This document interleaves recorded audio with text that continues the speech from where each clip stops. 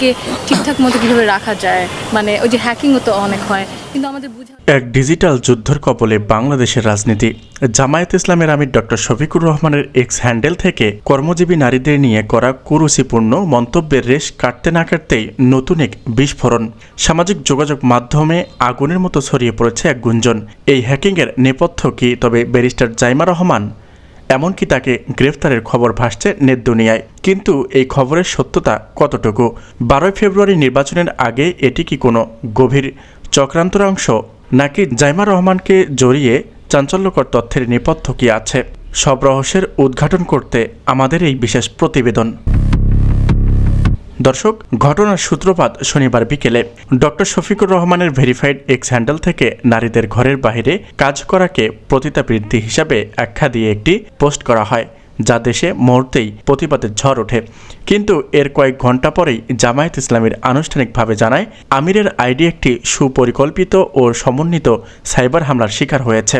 জামায়াতের একটি IT team দ্রুত অ্যাকাউন্টটি উদ্ধার করলেও তাৎক্ষণিক স্ক্রিনশট ছড়িয়ে পড়েছে সর্বোচ্চ। হাতিরঝিল থানায় জিডি করা হয় এবং দাবি করা হয় এটি বিশেষ রাজনৈতিক ও তাদের দল সাইবার সেলের একটি অপকর্মের সাথে জড়িত, কিন্তু কোনো সুনির্দিষ্ট নাম জামায়াত উল্লেখ করেনি। যখন হ্যাকার হিসেবে বঙ্গভবনের একটি আইসিটি কর্মকর্তা আটকের খবর শিরোনামে আসে, ঠিক তখনই রহস্যভাবে ব্যারিস্টার জাইমা রহমানের নাম ছড়িয়ে গুঞ্জন শুরু হয়। গুঞ্জন উঠে হ্যাকিংয়ের এই মাস্টার প্ল্যান নিয়ন্ত্রণ করছে জাইমা রহমান এবং তাকে ডিবি গ্রেফতার করেছে।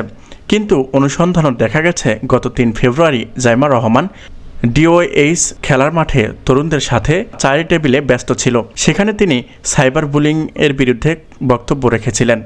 ফলে তার গ্রেফতারের খবরটি সম্পূর্ণ ভিত্তিহীন একটি পলিটিক্যাল প্রোপাগান্ডা তা স্পষ্ট হয়ে যায়।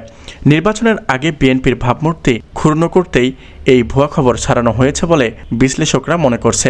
হ্যাকারের অনুসন্ধানে ডিবি পুলিশ যখন মাঠে নামে, তখনই বেরিয়ে আসে বিভিন্ন তথ্য। বঙ্গভবনে সহকারী প্রোগ্রামার হিসেবে কর্মরত মোহাম্মদ সরোয়ার আলমকে এই হ্যাকিংয়ের দায়ে আটক করা হয়। গোয়েন্দাদের দাবি, প্রযুক্তিগত তদন্তে নিশ্চিত হওয়া গেছে আইডিটি হ্যাক করতে বিশেষ সার্ভার ও বঙ্গভবনের আইটি পরিকাঠামো ব্যবহারের চেষ্টা হয়েছিল। এখন বড় প্রশ্ন, সরোয়ার আলম কি জাইমা রহমানের ইশারায় কাজ করছেন, নাকি অন্য কোনো তৃতীয় পক্ষ তাকে ব্যবহার করছে? ডিপির হেফাজতে তাকে জিজ্ঞাসাবাদ চলছে। তবে এখন পর্যন্ত জাইমা রহমান তার সরাসরি কোনো যোগাযোগের তথ্য প্রমাণ প্রশাসন প্রকাশ করেনি। ফলে জাইমা রহমানকে গ্রেফতারের খবরটি কেবলই গুঞ্জন ছাড়া আর কিছুই নয়। ভোটের আর মাত্র কয়েকদিন বাকি, এমন সময়ে তথ্য প্রযুক্তির এই নোংরা লড়াই ভোটারদের বিভ্রান্ত করেছে। রাজনৈতিক বিশ্লেষকরা বলছে, জামায়াত ও বিএনপির মধ্যে দূরত্ব তৈরি করতে এটি কুচক্র মহল জাইমা রহমানের নাম ছড়ানোর চেষ্টা করছে। ভোটারদের প্রতি আহ্বান জানানো হচ্ছে, সঠিক তথ্য যাচাই না করে কোনো গুঞ্জনে কান দেবেন না। তো দর্শক, জাইমা রহমানকে নিয়ে এই গুঞ্জন কি শেষ পর্যন্ত মাঠে গড়াবে, নাকি হ্যাকিংয়ের আসল কোনো রাজনৈতিক বিস্ফোরণ ঘটবে? আপনি কি মনে করেন, নির্বাচনের আগে এমন হ্যাকিংয়ের নেপথ্য আসলে কার স্বার্থ জড়িত? আপনার মূল্যবান মতামত আমাদের কমেন্ট বক্সে লিখে জানান। 12 ফেব্রুয়ারি নির্বাচনের প্রতিটি ব্রেকিং আপডেট পেতে আমাদের সাথেই থাকুন। ধন্যবাদ।